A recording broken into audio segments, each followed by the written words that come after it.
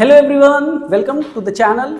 Today हम लोग एक क्रैश कोर्स स्टार्ट करने जा रहे हैं और इस क्रैश कोर्स में हम लोग फिजिक्स के वो सारे टॉपिक कवर करेंगे जो भी बोर्ड क्लासेस में हैं। पहले ये क्रैश कोर्स 10th के लिए होगा, फिर बाद में हम लोग आगे जाकर 12th के लिए भी क्रैश कोर्स स्टार्ट करेंगे। अभी हम बात करते हैं 10th ICSE के लिए। तो 10th ICSE में जो चैप्टर सबसे ज़्यादा वेटेज रखेंगे, पहले उन चैप्टर्स को कवर करेंगे और उसके बाद छोटे छोटे चैप्टर्स को भी कवर अप करेंगे। मैं बात करता हूं आज जो चैप्टर हम लेकर आए हैं, this chapter is called light. तो इस चैप्टर लाइट में हम लोगों को देखना है रिफ्रैक्शन, और वो जो रिफ्रैक्शन है, इस रिफ्रैक्शन को दो पार्ट्स में ब्रेक किया जाता है। तो पहले मैं समझाता हूं कि रिफ्रैक्शन, और इस रिफ्रैक्शन के बाद हम लोग समझेंगे इसके अंदर कौन कौन से दो कैटेगरीज हैं जो हमें पढ़नी है। बुक में हमने इस चीज को ब्रेक किया। सबसे पहला है हमारे पास, वो है through plane surface. Through plane surface, और दूसरा है हमारे पास थ्रू लेंस, जिसको हम लोग एक कर्व्ड सरफेस भी बोलेंगे, थ्रू लेंस। अब हम बात कर रहे थे कि व्हाट इज रिफ्रैक्शन, फिर उसके बाद हम लोग इसको स्टडी करेंगे कि व्हाट इज प्लेन सरफेस और कैसे रिफ्रैक्शन की डेफिनेशन, सारी चीजें। तो मैं बात करूं अगर रिफ्रैक्शन की, तो देखना ध्यान से, ये होती है डेफिनेशन बेंडिंग ऑफ लाइट। अगर मैं इसकी डेफिनेशन को मैं यहां पे नोटिस करूं तो डेफिनेशन है बेंडिंग ऑफ लाइट रे कब, when it goes from one transparent medium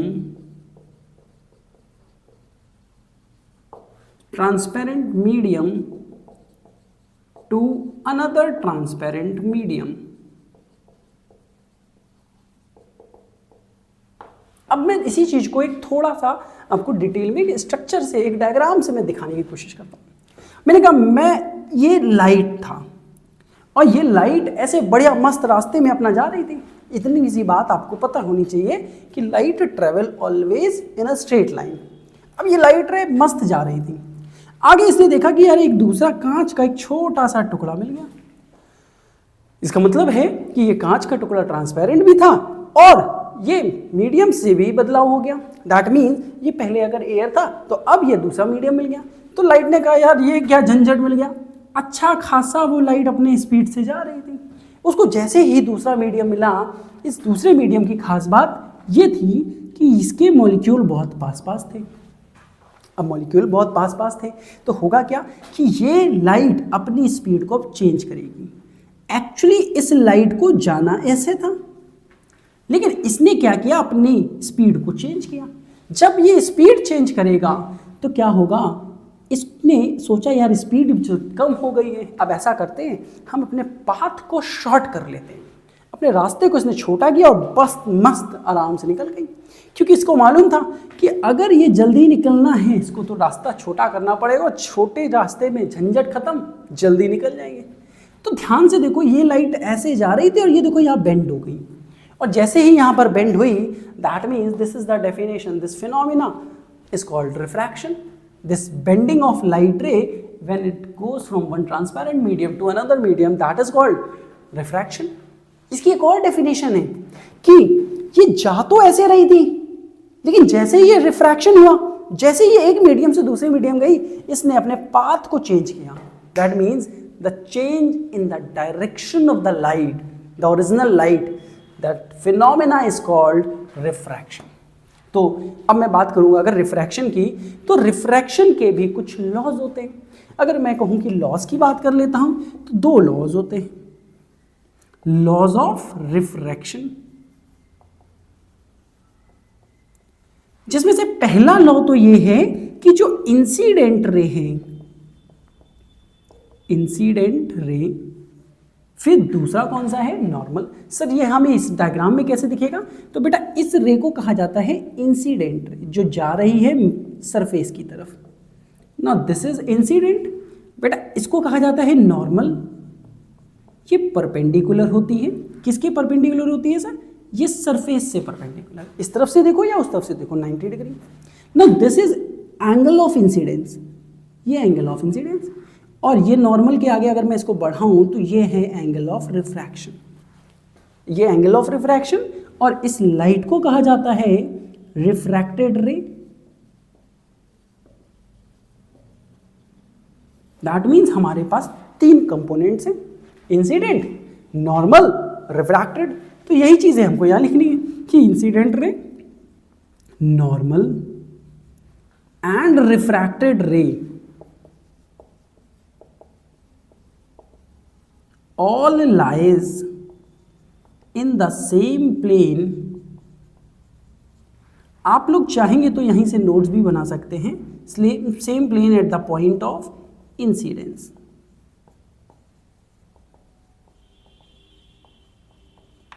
this is the first law. अब मैं अगर आपको थोड़ा सा एक्सप्लेन करूं इस रूल को तो देखना ध्यान से, मतलब मेरे कहने का मतलब है कि लाइट ऐसे गई incident ray, no this is the surface, यहां से एक नॉर्मल ड्रॉ किया गया और जो रिफ्रैक्टेड रे वो ऐसे चलेगी। तो जब मैं ऐसे देखूंगा तो ये तीनों की तीनों लाइट रे एकदम स्ट्रेट दिखेगी। That means these 3 rays, the normal, this is imaginary, the incident ray, the refracted ray, all lies in the same plane. So this is the first law. Now the second law. Second law ये कहता है कि angle of incidence और ये जो angle of refraction है, इन दोनों का अगर हम साइन ले लें, साइन मतलब है साइन कॉस टेन, ये वाला पढ़ा था हम लोगों ने, वही चीज यहां पर है। वो कहता है कि ratio of sine of angle of incidence to the sine of angle of refraction is constant. आगे चल के हम इस कांस्टेंट को भी थोड़ा सा डिटेल में समझेंगे। This constant is represented by the symbol mu, इसको कहते हैं म्यू। मैं इसकी स्पेलिंग देख लेना आप लोग, ठीक है। तो ये हो गया म्यू। अब ये म्यू क्या है, इस म्यू को कहते क्या है, इस म्यू का नाम होता है रिफ्रैक्टिव इंडेक्स। रिफ्रैक्टिव इंडेक्स, इसका मतलब सर इसका क्या काम है, तो बेटा रिफ्रैक्टिव इंडेक्स से ही हमको ये पता चलेगा कि कौन सा मीडियम ऑप्टिकली डेंसर है, कौन सा मीडियम ऑप्टिकली रेयरर है। तो जो मीडियम ज़्यादा डेंसर होगा उसकी वैल्यू 1 से और ज़्यादा दूर होगी। जैसे फॉर एग्जांपल जिसकी वैल्यू 1 के पास होगी वो रेयरर होता जाएगा, जिसकी वैल्यू 1 से दूर होती जाएगी, 1 के बाद 1.5, 2, 2.4, तो लाइक दिस। तो जितना ज़्यादा वैल्यू बढ़ती जाएगी वो पता चलेगा कि ये डेंसर मीडियम है। अब ऑप्टिकली रेयरर और ऑप्टिकली डेंसर को कैसे जज किया जाएगा, तो ऑप्टिकली रेयरर और ऑप्टिकली डेंसर सिर्फ ये बातें बताते हैं कि लाइट की स्पीड क्या होने वाली है। मतलब अगर एक मीडियम जिसमें स्पीड कम है और दूसरे मीडियम में स्पीड ज़्यादा है तो जिसमें कम है वो ऑप्टिकली डेंसर माना जाता है। दैट मीन्स ये याद रखना कि अगर कोई ऑप्टिकली डेंसर मीडियम होगा, जितना ज़्यादा ऑप्टिकली डेंसर मीडियम होगा उतना ही ज़्यादा लेस स्पीड होगी, लेस स्पीड, और जितना ही ज़्यादा कोई ऑप्टिकली रेयरर होगा उतनी ही ज़्यादा मोर स्पीड होगी। Optically rarer,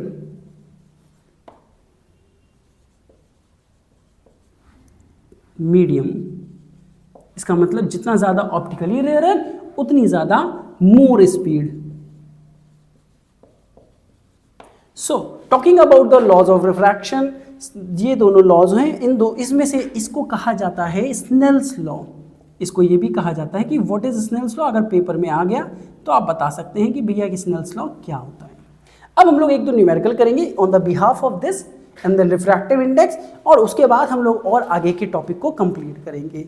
now moving ahead we will do the numerical of the on the basis of Snell's law.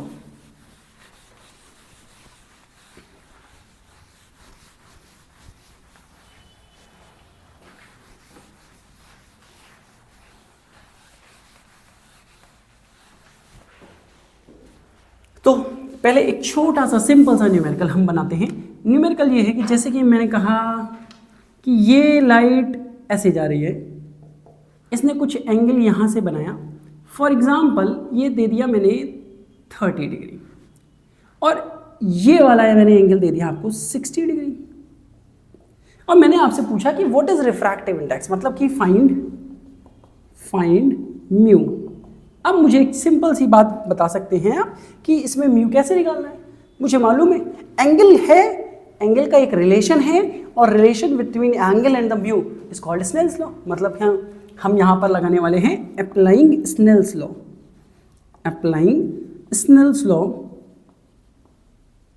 तो बेटा यहाँ पर ध्यान से देखा जाए तो साइन आई, बच्चा साइन आई में एक इंपॉर्टेंट बात ये याद रखना कि ये जो एंगल आई है कहाँ से लिया जाता है, always taken between incident ray and normal. ठीक है, और दूसरा क्या था, साइन आर। दैट मीन्स ये जो एंगल आर है इसको कैसे लिया जाएगा, ऑलवेज टेकन बिटवीन रिफ्रैक्टेड रे एंड नॉर्मल। तो ये दो चीजें बस ध्यान रखना और आप कोई भी न्यूमेरिकल गलत कर ही नहीं सकते।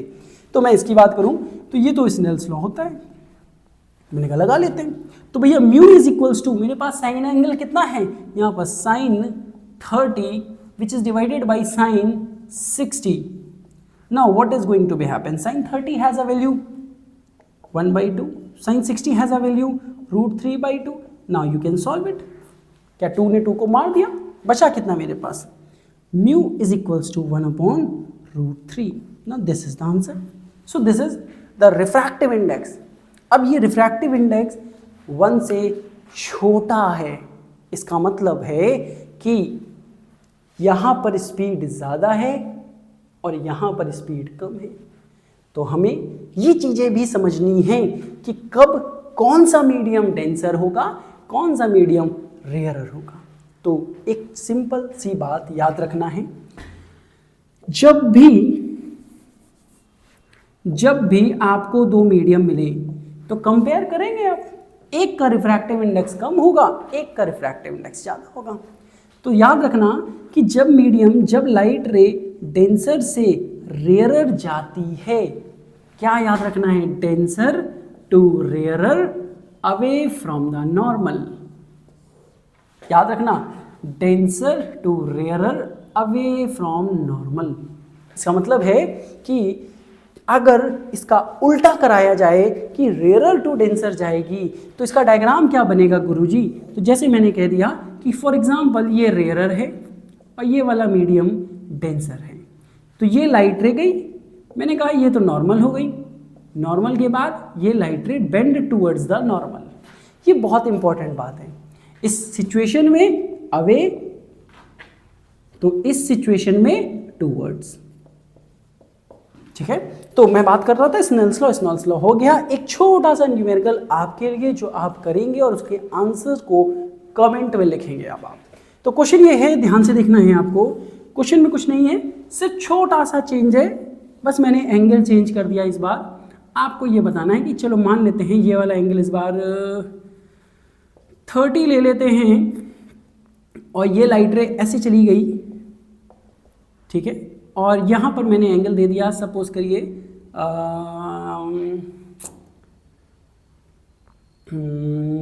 ये भी 30 दे दिया, चलो ठीक है। अब आपको क्या करना है, इसका रिफ्रैक्टिव इंडेक्स कैलकुलेट करना है। Now this will be your homework.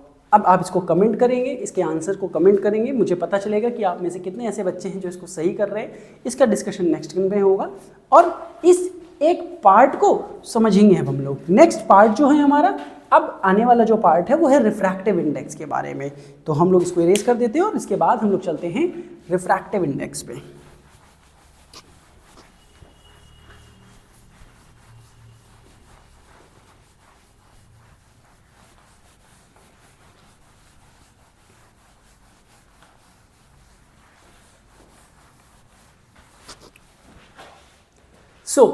अब हमें रिफ्रैक्टिव इंडेक्स भी समझना है।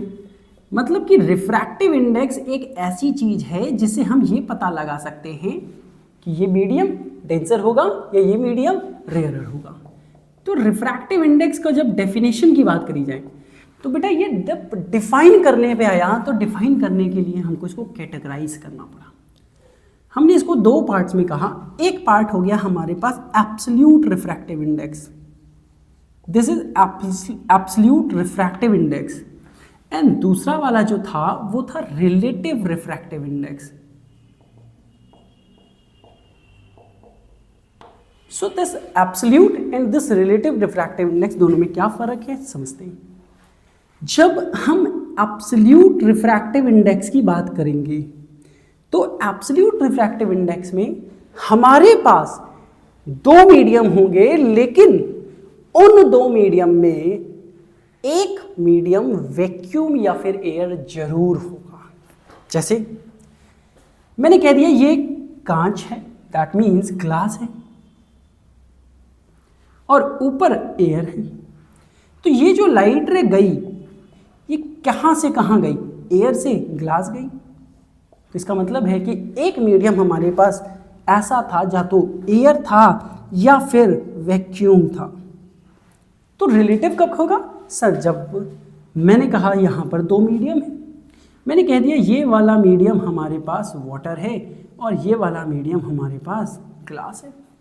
तो इस सिचुएशन में हम इसको बोलेंगे refractive index of glass with respect to water.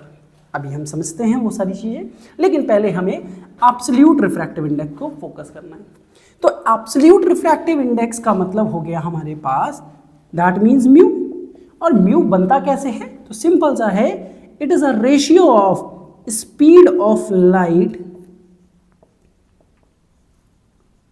In vacuum upon speed of light in medium. That means this is a ratio of the same quantity, which means that it does not have any unitless। कोई unit है ही नहीं। इसको अगर मैं denote करूं तो इसको मैं इस तरीके से भी लिख सकता हूं C/V। लाइट की स्पीड इन द वैक्यूम जो होती है वो होती है 3 × 10⁸ मीटर पर second. This is the speed of light in the vacuum. और ये जो v है ये तो कुछ भी हो सकता है।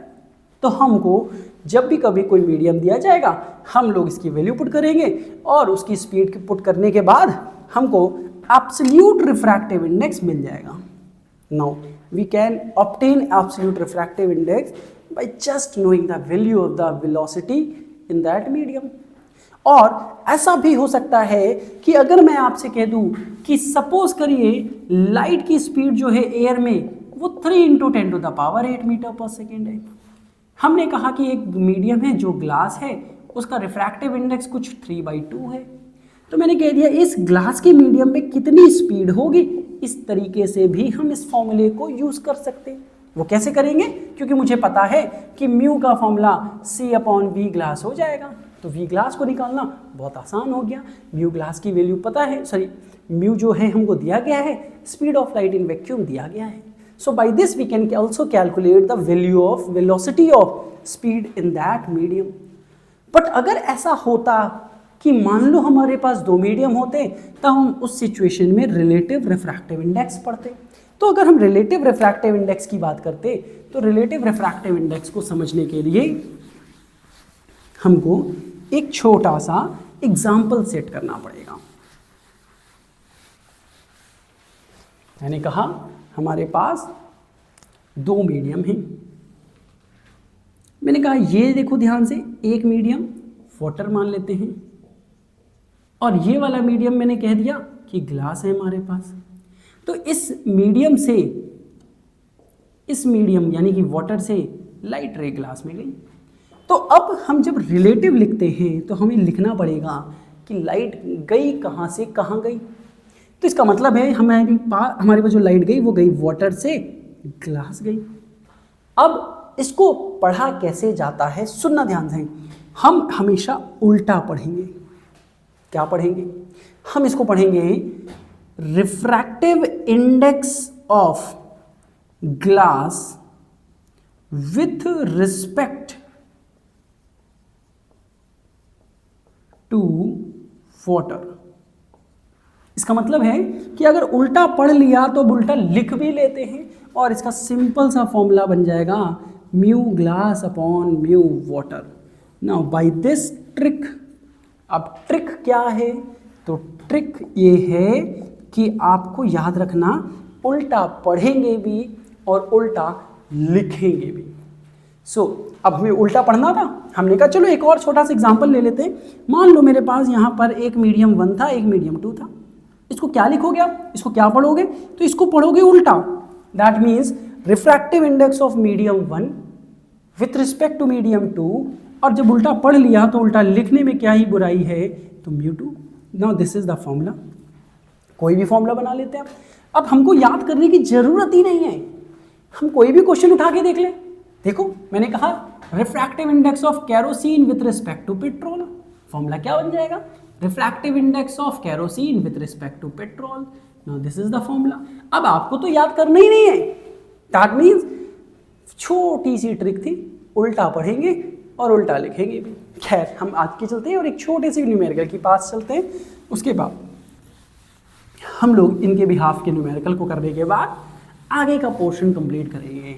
और अब हम बात कर रहे थे इसकी, एक एग्जांपल ले लेते हैं। मैंने एक एग्जांपल ले लिया। मैंने कहा कि सपोज करो मेरे पास जो रिफ्रैक्टिव इंडेक्स ऑफ ग्लास है, this glass of refractive index is 3/2। मैंने कह दिया वाटर का रिफ्रैक्टिव इंडेक्स 4/3 है, और मैंने आपसे कहा कि refractive index of glass with respect to water आपको कैलकुलेट करना है। नाउ क्या करना है बताओ? कोई कुछ है ही नहीं इसमें टफ। ये क्या लिखेंगे आप? Glass with respect to water, और मैंने आपको बताया ना उल्टा लिखेंगे भी और उल्टा पढ़ेंगे भी, मतलब mu glass divided by mu water. Value put कर दो, बस क्या हो जाएगी वैल्यू?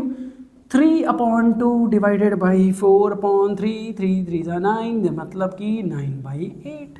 यूनिट होता नहीं, दैट मीन्स हम इसे एक लिख सकते थे 9/8। अच्छा अगर तुमसे कोई पूछे कि ग्लास का विद रिस्पेक्ट टू वाटर बता दिया, water with respect to glass भी बता दो, तो बेटा सुनना, इसी नंबर को बस रिवर्स कर दो, रेसिप्रोकल कर दो, यानी कि आंसर हो जाएगा हमारा 8/9। और इसको कहते हैं प्रिंसिपल ऑफ रिवर्सिबिलिटी। ये कहाँ से आता है, कैसे आता है, अभी आगे चल के हम लोग डिराइव भी करेंगे इस फॉर्मूले को, इसको समझेंगे भी नेक्स्ट वीडियो में माइट भी, लेकिन आज अभी हम लोग इसको एक छोटे से एग्जाम्पल की तरीके से मैं आपको बस समझा रहा था। अब हम आगे चलते हैं और आगे के टॉपिक को कंसीडर करते हैं। कभी कभी हमारे पास ऐसा क्वेश्चन आ जाता है कि एक मीडियम में स्पीड दी जाए, दूसरे मीडियम में स्पीड दी जाए और आपसे रिफ्रैक्टिव इंडेक्स पूछ लिया जाए। तो इसका मतलब है कि हमको रिफ्रैक्टिव इंडेक्स का कनेक्शन विद द वेलोसिटी भी पता होना चाहिए। तो मैं देख लेता हूँ एक छोटा सा सिंपल सा फॉर्मूला। मैंने कहा हमारे पास लाइट जा रही थी, लाइट गोज फ्रॉम मीडियम 1। तो मुझे बताओ μ1 का फॉर्मूला क्या होगा? C/V1। बनी बात है। अगर मैं आपसे कहूं कि लाइट गोज फ्रॉम मीडियम 2, तो क्या हो जाएगा बेटा? μ2 = C/V2। मैंने कहा ये इक्वेशन फर्स्ट, ये इक्वेशन सेकंड, दोनों को डिवाइड कर देते हैं। जैसे ही डिवाइड करोगे तो आएगा μ1/μ2 and that is equals to C/V1 divided by C/V2। क्या C ने C को मार दिया? मार दिया। क्या बचा? V2/V1, यानी मेरे पास आ गया μ1/μ2 इज इक्वल्स टू V2/V1। मतलब refractive index of medium first with respect to second is equals to V2/V1। अब दो मीडियम की वेलोसिटी दी जाए, आराम से आप रिफ्रैक्टिव इंडेक्स निकाल सकते हैं। अगर यही चीज़ उल्टी हो जाए तो बस ध्यान ये रखना, इसी चीज़ को हम ऐसे भी लिख सकते हैं μ2/μ1 इज इक्वल्स टू V1/V2। बस ध्यान ये रखना कि अगर यहाँ 2 है तो यहाँ 1 होगा, उल्टा पुल्टा, यहाँ 1 है तो यहाँ 2 होगा, सामने सामने सेम वाले नंबर नहीं होंगे। बात यहाँ तक की थी। अगर एक छोटा सा नोट लिखना चाहते हो तो इनके वेवलेंथ का भी रिलेशन लिखा जा सकता है। क्योंकि क्लास 9th में आप लोगों ने बहुत अच्छे से पढ़ा होगा, तो v equals to F lambda नाम का फॉर्मूला सुना होगा। रिफ्रैक्शन में कोई भी फ्रीक्वेंसी चेंज नहीं होती, मतलब फ्रीक्वेंसी का चेंज होता ही नहीं। यानी कि अगर मैं आपसे ये कहूँ कि v1 होगा तो f उतना ही रहेगा लेकिन लैम्डा 1 हो जाएगा। और अगर मैं आपसे ये कहूँ कि v2 होता तो फॉर्मूला होता f इंटू लैम्डा 2, क्योंकि फ्रीक्वेंसी तो चेंज होती नहीं है। इसका मतलब अगर हम दोनों को डिवाइड कर दें तो मेरे पास f से f कैंसिल हो जाएगा और मुझे यहाँ से एक बहुत ही सुंदर सी वैल्यू आप लोगों की तरीके से मिल जाएगी, that is lambda 1 upon lambda 2। क्या v1 अपॉन v2 की वैल्यू हमें लैम्डा 1 अपॉन लैम्डा 2 मिल गई? इस लैम्डा 1 लैम्डा 2 की वैल्यू को यहाँ चिपका दें तो मेरे पास एक यूनिवर्सल रिलेशन आ गया, μ2 upon μ1 is equals to v1 upon v2 is equals to lambda 1 upon lambda 2। बस इतना यहाँ ध्यान रखना, इसका उल्टा पुल्टा होता है, वेलोसिटी और लैम्डा का उल्टा पुल्टा नहीं होगा। तो ये चीज़ माइंड में ध्यान रखना कि रिफ्रैक्टिव इंडेक्स ऑफ वेलोसिटी का उल्टा सीधा आंकड़ा चलता है। ठीक, तो आगे की बात करते हैं हम लोग। और यहाँ तक कि अगर हमने कंप्लीट किया है तो कुछ और भी छोटे छोटे पार्ट्स होते हैं, जैसे कि हम बात करते हैं रिफ्रैक्शन थ्रू ग्लास स्लैब, और भी छोटे छोटे रिफ्रैक्शन, जैसे कि आपने देखा होगा कि एक कांच के गिलास में एक पेंसिल को अगर हम उसमें डिप करा देते हैं, डुबो देते हैं, तो वो मुझको थोड़ा सा टेढ़ी दिखती है। तो this is just an application of the refraction. Now moving ahead कि मुझे एक और चीज़ समझनी है, and that is lateral displacement. So this lateral displacement क्या होता है, या फिर इसी चीज़ को मैं एक और तरीके से समझाऊं तो इसको ये भी कहा जा सकता है रिफ्रैक्शन थ्रू ग्लास स्लैब। तो ये जो रिफ्रैक्शन थ्रू ग्लास स्लैब है, हमको इसको अगर ध्यान से देखना है तो मैंने कहा कि ठीक है भाई, ऐसा करते एक रिफ्रैक्शन के लिए ग्लास स्लैब तो देनी पड़ेगी। मैंने एक फटाक से ग्लास स्लैब ब्लिंकेट से बना ली। बस फिर क्या था, मैंने कहा इस ग्लास स्लैब की कुछ ना कुछ तो थिकनेस होगी, मैंने मान लिया ये थिकनेस है। अब यहाँ पर ये जो थिकनेस थी, इस थिकनेस पे मैंने लाइट रे डाला, ये देखो लाइट रे आई। अच्छा, लाइट आई तो ठीक, लेकिन अगर ग्लास स्लैब नहीं होती तो ये ऐसे ही चली जाती। लेकिन दिक्कत, एक मीडियम से दूसरे मीडियम जाएगी तो इसको क्या करना पड़ेगा, बेंड करना पड़ेगा। मैंने कहा ये तो नॉर्मल हो गया, अगर ये नॉर्मल तो ये हो गया एंगल ऑफ इंसिडेंस, और अगर ये एंगल ऑफ इंसिडेंस हो गया तो ये लाइट कहीं ना कहीं बेंड हो जाएगी। Now this angle is called angle of refraction. अब ये एंगल ऑफ रिफ्रैक्शन में अगर मैं आपसे ये कहूँ क्या हुआ कि ये एंगल आर ये भी तो सेम था, लाइट रे डेंसर से रेयर जा रही है और रेयर टू डेंसर जाती तो bend towards the normal, denser to rarer जाएगी अब अवे फ्रॉम द नॉर्मल, और ये ऐसे अवे होगी कि ये लाइट रे में आप एक चीज़ ऑब्जर्व कर सकते हो। क्या ऑब्जर्व कर सकते हो? आपको ऑब्जर्व ये करना है कि ये जो लाइट रे है, जो लाइट बाहर आई, उसका नाम होता है इमर्जेंट रे।